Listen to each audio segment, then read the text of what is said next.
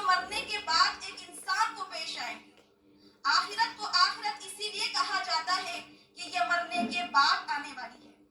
लिहाजा नबी सल्लल्लाहु अलैहि वसल्लम की हदीस के मुताबिक एक मुसलमान का ईमान यह है कि तुमिना बिल्लाहि व मलाइकतिहि व कुतुबिहि व रुसुलिहि वल यौमिल आखिरि तुमिना बिल क़द्रि व खैरिहि व शर्रिहि।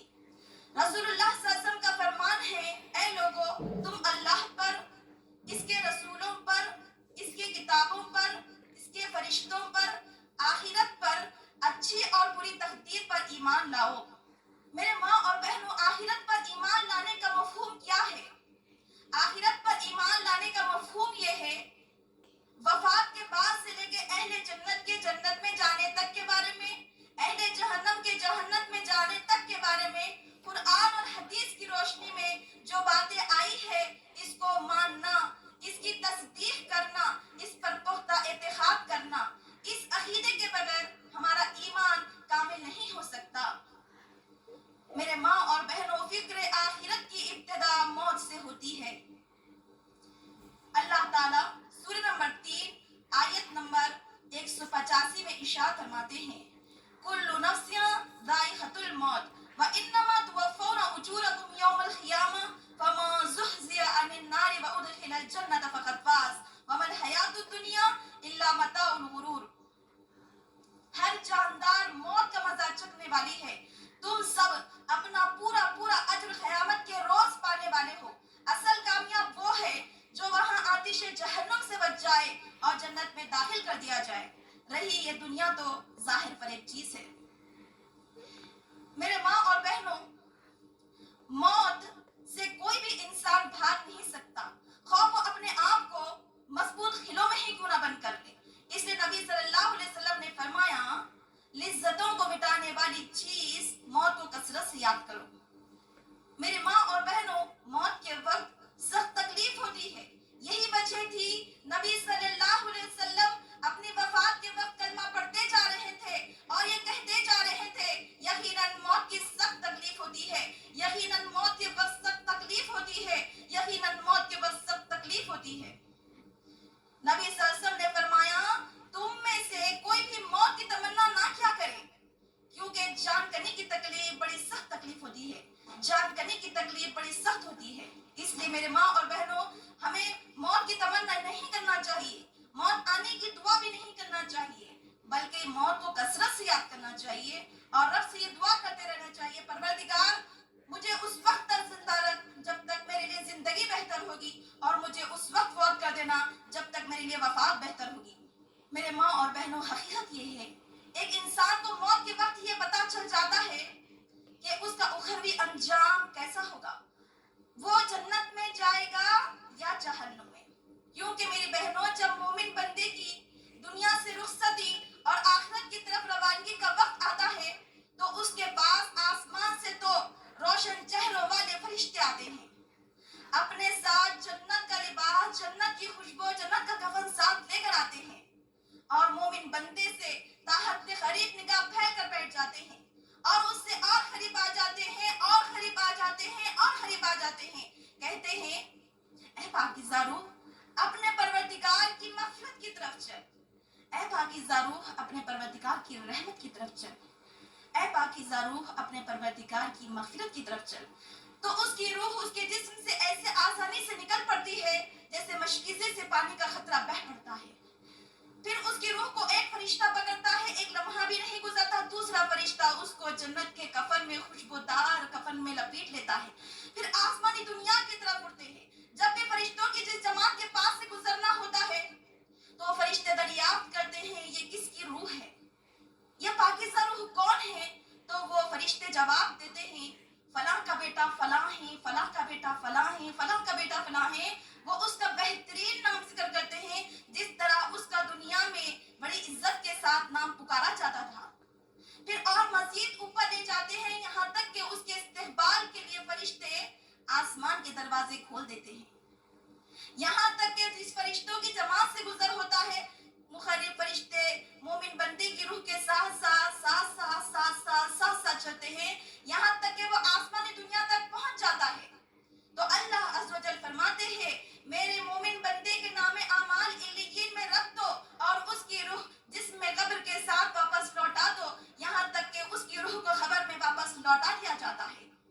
میرے ماں اور بہنوں، اسی طرح جب کافر بندے کا دنیا سے رخصتی اور آخرت کی طرف روانگی کا وقت آتا ہے تو اس کے پاس آسمان سے دو سیاہ چہروں والے فرشتے آتے ہیں، اپنے ساتھ سخت بدبودار ٹاٹ کا کفن لے کر آتے ہیں۔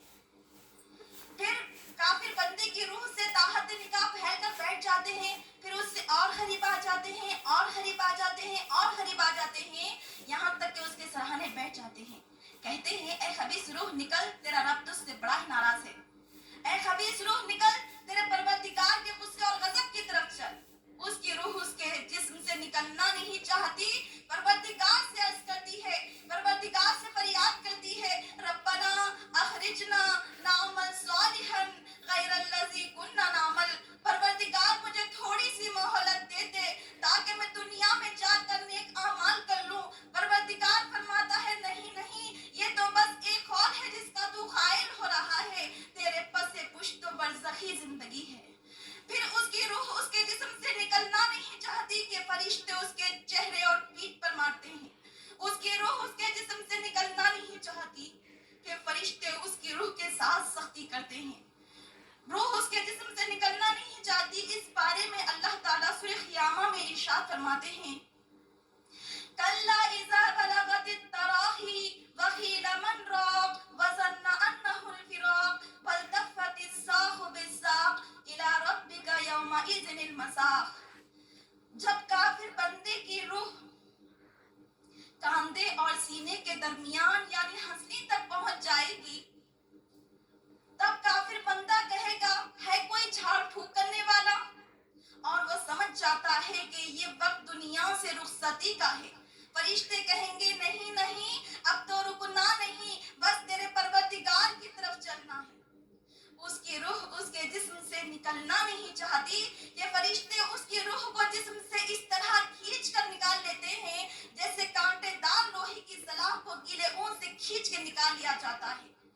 پھر فرشتے اس کو سخت بدبودار ٹاٹ کے کفن میں لپیٹ لیتے ہیں، پھر آسمانی دنیا کی طرف اڑتے ہیں۔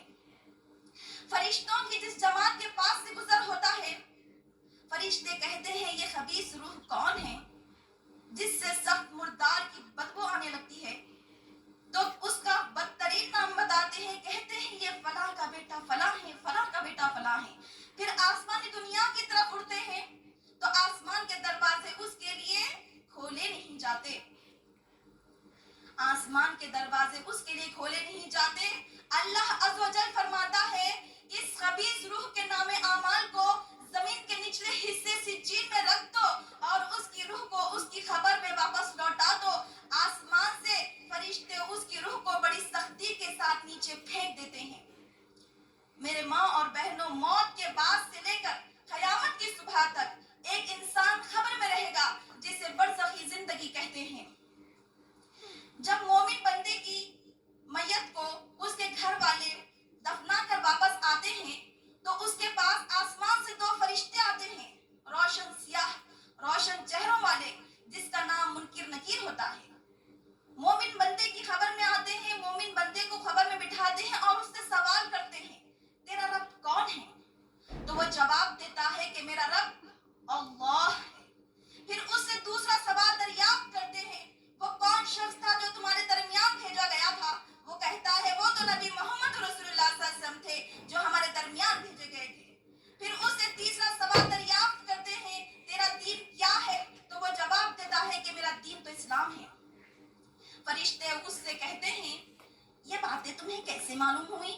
تو فرشتہ کہتا ہے میں نے رب کی کتاب کو پڑھا، اس پر ایمان لایا، اس کی تصدیق کی، پھر رب کا یہ فرمان سنا جو لوگ اللہ تعالیٰ پر ایمان لاتے ہیں اللہ تعالیٰ ان لوگوں کو ثابت قدمی عطا کرتا ہے۔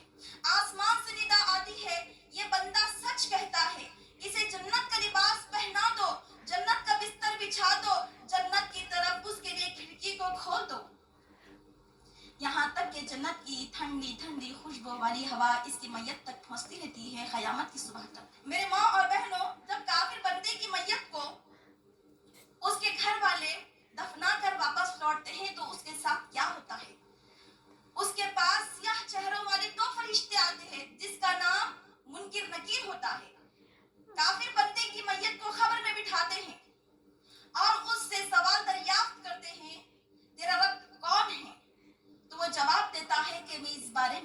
جانتا.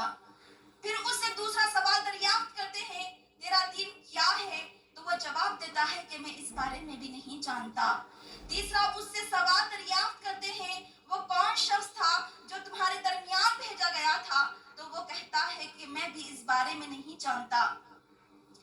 آسمان سے ندا آتی ہے یہ بندہ جھوٹ بکتا ہے اسے آگ کا لباس پہنا دو آگ کا بستر بچھا دو جہنم کی طرف اس کے لیے کھڑکیوں کو کھول دو یہاں تک کہ جہنم سے گرم گرم زہر آلود ہوا اس کی روح تک پہنچتی رہتی ہے قیامت کی صبح تک.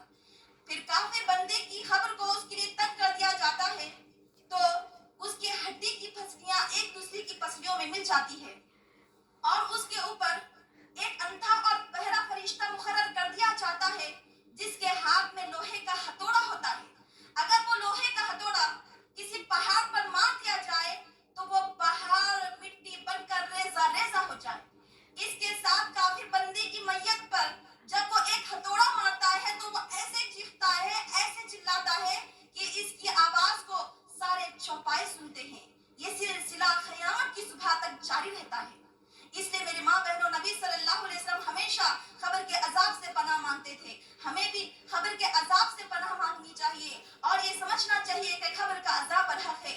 اللہ تعالیٰ ہم تمام کو خبر کے عذاب سے محفوظ رکھے. ہمیں یہ دعا کرنی چاہیے رسول اللہ صلی اللہ علیہ وسلم نے ہمیں یہ تعلیم دی اللہم انی اعوذ بک من عذاب القبر. اے میرے پروردگار میں تجھ سے خبر کے عذاب سے پناہ مانگتی ہوں. میرے ماں اور بہنوں قیامت کا آنا یقینی چیز ہے. ہم میں سے کوئی خاتون ہم میں سے کوئی لڑکی یہ نہیں کہہ سکتی قیامت آ سکتی بھی شاید نہیں آ سکتی بھی شاید.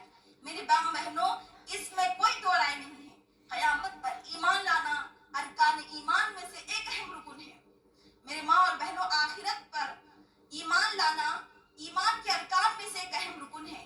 قیامت کا آنا یقینی چیز ہے اس کے بارے میں دو رائے ہو ہی نہیں سکتی. اللہ تعالیٰ سورہ قیامہ میں ارشاد فرماتے ہیں سورہ قیامہ سورہ نمبر 75 آیت نمبر 1 تا 4 لا اقسم بیوم القیامہ ولا اقسم بالنفس اللوامہ ایحسب الانسان ان لن نجمع عظامہ بلا قادرین علی ان نصفی بنانہ